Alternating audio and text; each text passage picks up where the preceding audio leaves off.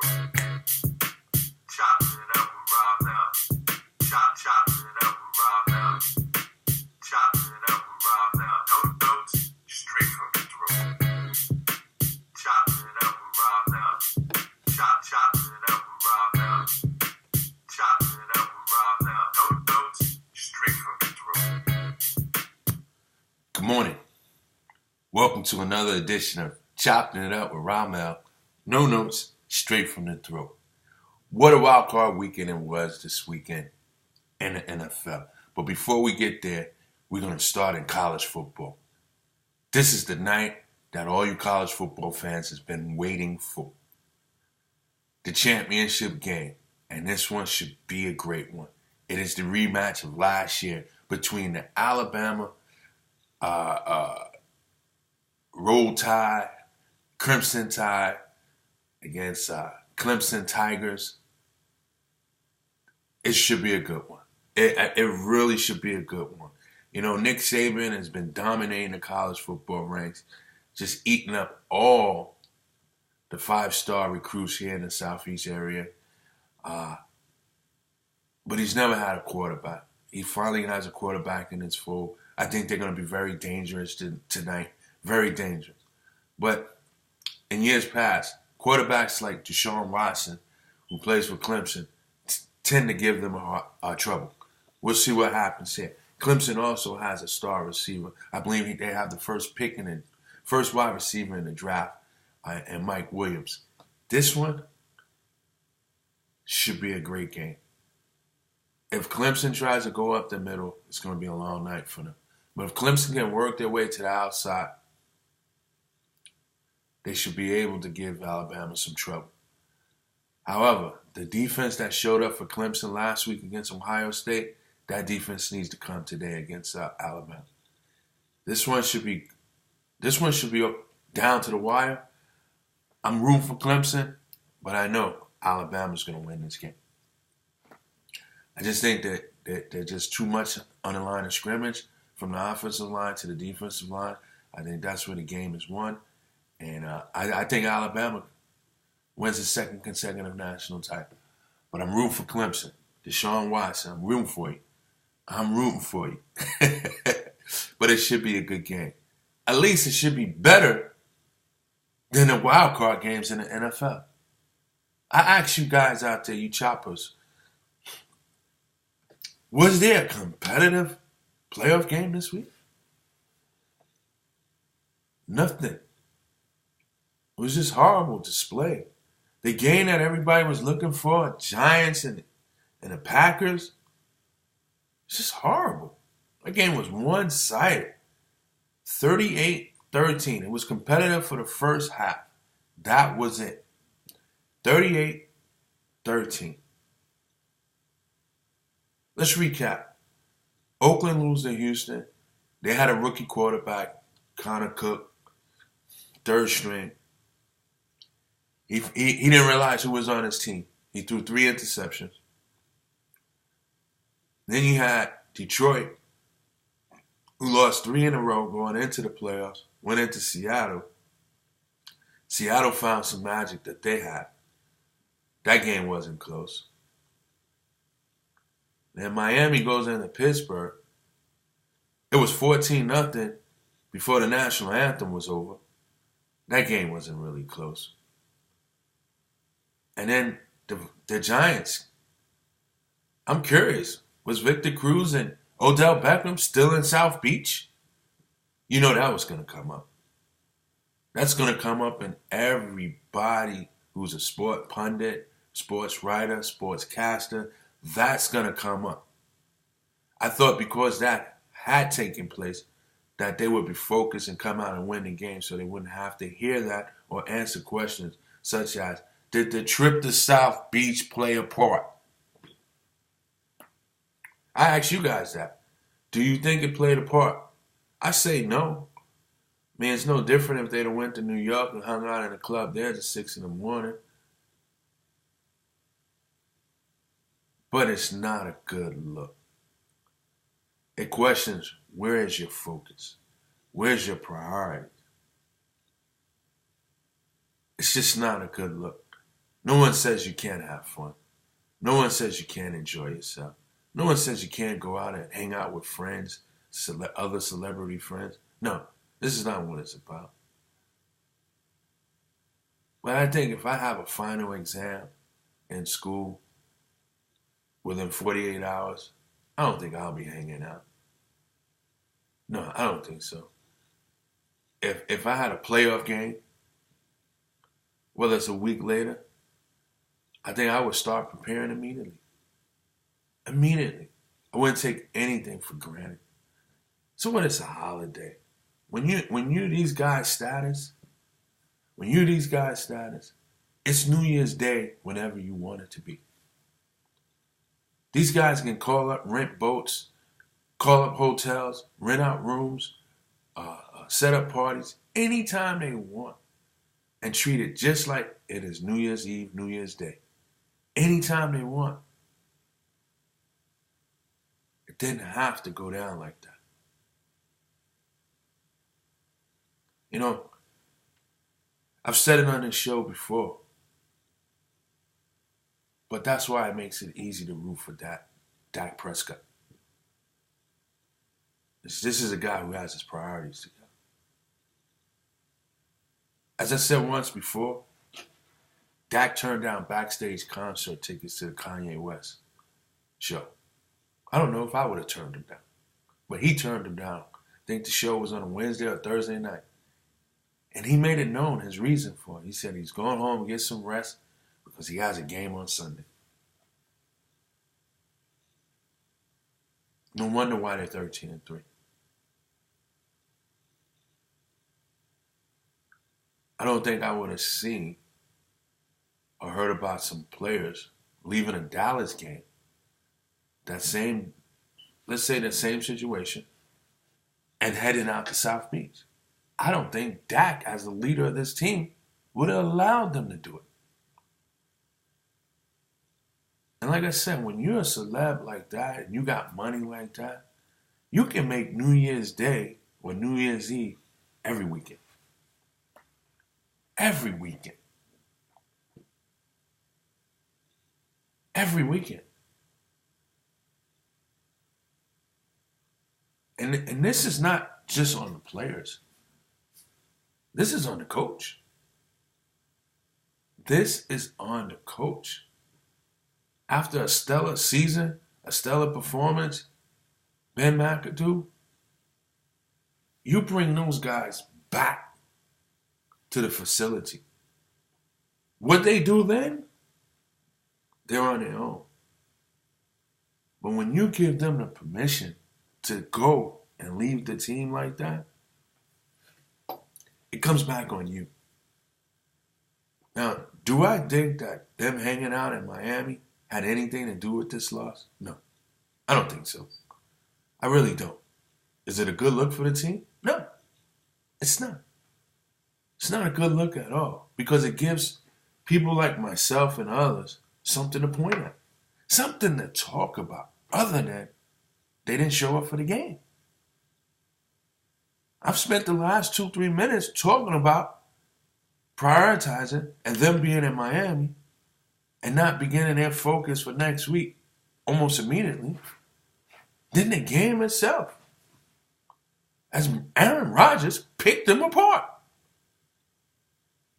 He threw a little bit of everything, from Hail Marys to slants. Or from slants to Hail Mary.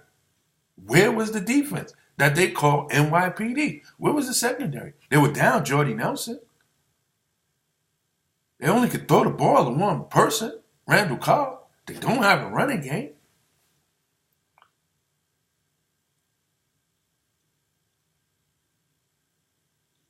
Where was the defense, John? Just a terrible display. A terrible showing. Just to cap off the weekend in NFL wild card, it was horrible. It really was. It was horrible. Now, one competitive playoff game.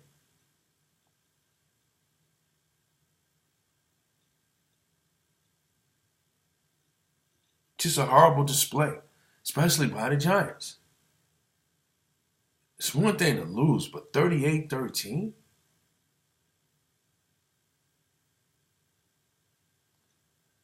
It's going to be a long season, long off season, I should say, for the Giants.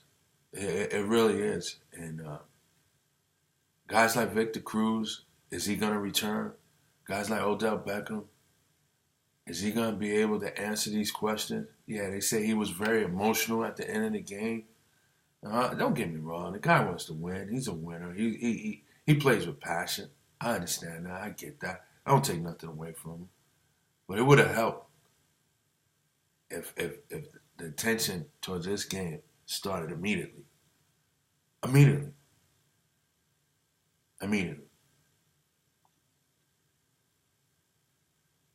All the Giants had a decent season. Future appears to be bright.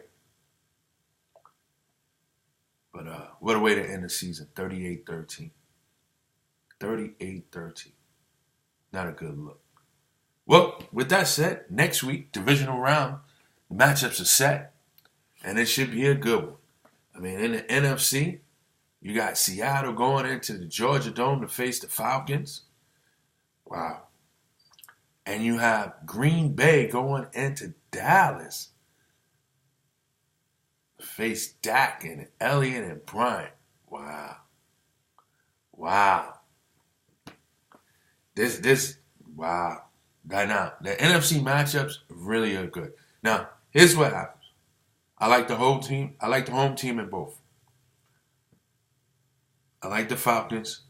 But I'm going to tell you this now. I don't know too much about Thomas Rawls. But I know this. I don't care how powered your offense is, referring to the Falcons. I don't care how great it is. If it's not on the field, it's going to be ineffective. If Thomas Rawls, who effectively ran the ball on Detroit for 27 carries, 161 yards, if he can do anything similar to that, maybe 20 carries, 25 carries, 110 yards, if he does anything similar to that, it could be a long afternoon for the Falcons. It could be a long afternoon for the Falcons. Because then Seattle will continue with ball control. They can dink and dunk, field goal ahead, just hold on to the ball and keep that offense off the field. But if Seattle cannot run the ball and they have to match up with the offense of the Falcons, they're going to get smashed in the mouth. Plain and simple. They will be smashed in the mouth if that's the case. So this will be a good game. And Dallas, my question is this. They've been resting people since week 16. They have the bye week. Elliott didn't play since week 16. Yeah. Dak played a little bit in week 17. Is this team going to be ready to go? One thing we know, Aaron Rodgers and the Green Bay Packers are hot. They could be perhaps the hottest team in football right now. They are hot. Will Dallas control the line of scrimmage with Elliott? Will they have their mojo even with the time off? If they show a bit of rust, Aaron Rodgers can complete an upset. But if this Dallas Cowboys step on the field and play as they've been playing all year long, they will hold on to win this game. I'm just giving you scenarios today on how both teams can win, but I'll be giving my picks towards the end of the week. But these are great matchups in the NFC. Great matchup. Great matchup. In the AFC, you got Houston going in to play Kansas City. Is it Houston playing Kansas City? Yeah. Houston playing Kansas City and Pittsburgh playing. Oh, let me check that out for a second. You got.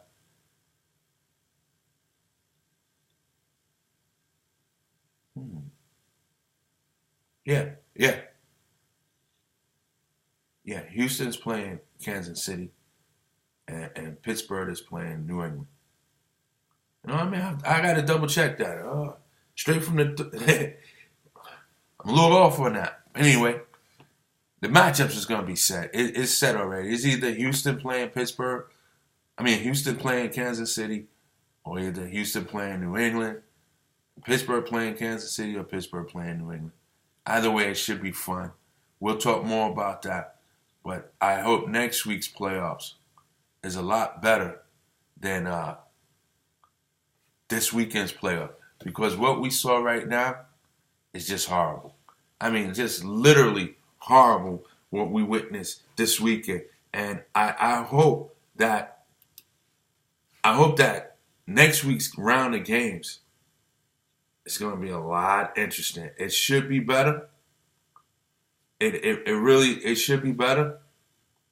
Let me see. New England was the number 1 seed. Kansas City was the number 2 seed. Pittsburgh was the number. So Pittsburgh will go into Kansas City, and New England will host the Houston Texans. Well, Houston doesn't have a shot. There's no way I can see them winning this game at all. Pittsburgh and Kansas City, that's going to be a good game. That will be a great game. Pittsburgh is perhaps the hottest team in the AFC, very similar to Aaron Rodgers and the Packers. Kansas City has been a strong team all year. They are a beast at home. Andy Reid, they're talking about contract extension a couple of days ago. What he's done with this team is phenomenal. The only concern I have with Kansas City in any game that they play, if it came down to it, can Alex Smith win you a game? That's the question that I have to ask. Alex Smith is one of the best game managers out there. He has the talent to stay in games, but does he have the talent to win you a game? And that's the question. If it comes down to him matching up against Big Ben, I don't see it happening. This has got to be a situation where Kansas City's defense has got to shut down the killer bees. It really do. It's got to shut down the killer bees. And those who don't know who the killer bees are, that's Ben, Bell, and Brown. Almost sound like a nice law firm. Ben, Bell, and Brown. But anyway, if their defense don't shut them down, it's going to be a long afternoon for Kansas City. For Pittsburgh, they just need to have their offense on the field. That's the bottom line. Get their offense on the field, and they'll have an opportunity to win this game. The defense for Pittsburgh has to step up. They gave Miami problems yesterday. They stopped the running game. Matt Moore, he didn't look too bad, but he just didn't have enough. This one here could go either way, but I'll give my picks towards the end of the week. But it should be a better round of playoffs than what we've seen in this week. This weekend was horrible. It really was. So to cap it off, we know the playoffs that's set. We got Alabama and Clemson tonight. The NBA last night, not much to talk about. Golden State gets back to their winning ways. Houston knocks off Toronto Raptors. James Harden, another triple-double with 40 points, 10 rebounds, 11 assists. LeBron and company, they beat Phoenix. The Lakers, interesting. Lakers, 11 games under 500. They won their second in a row. They're using the balanced attack. They're 4-6 in their last 10 games. It looks like they're getting back to what they were doing earlier in the season when everybody was healthy. Believe it or not, 11 games under 500 and sitting in the 12th spot out west. They're only 2 games out of the 8th spot. Can the Lakers make a run here to close out the month of January? This would be interesting to see. But they're not far from where they were just maybe 6 to 7 weeks ago. So if the Lakers can continue to play some ball the way they played in the last 4 games, and if that's any resemblance to what they were doing early in the year, the Lakers is not quite out of it. Lucky for them, Portland has not run away with the 8th spot. Sacramento may not be assembled to do so. And Denver is no different than them. So we'll see what happens as the season goes along. But can the Lakers make a run? For my New York Knicks, they start a homestand tonight against New Orleans. They need to avenge that loss that they had back during the Christmas holidays on the road. If the Knicks are going to make a run to get back into graces, it starts tonight. The Washington Wizards, they beat Milwaukee last night. This is a team that just a couple of weeks ago we were questioning if Bill and Walt could play together, and now they're playing together. Very similar to the Knicks in the sense that they have a first-year coach there. Not too many changes over there, but they have a first-year coach there. And, sometimes you need time to get it together, time for it to gel, time for it to work, time for people to buy into it. But they're beginning to gel. They're playing 500 ball, and they're looking to get into the playoff. So for my New York Knicks, it starts now. Hey, that's going to do it for Chopping It Up with Ramel. I appreciate you guys tuning in. I look forward to speaking with you guys tomorrow. So y'all have a blessed day. Enjoy that game tonight, and we'll chop it up tomorrow. Peace and blessings. See you in 24. Chop.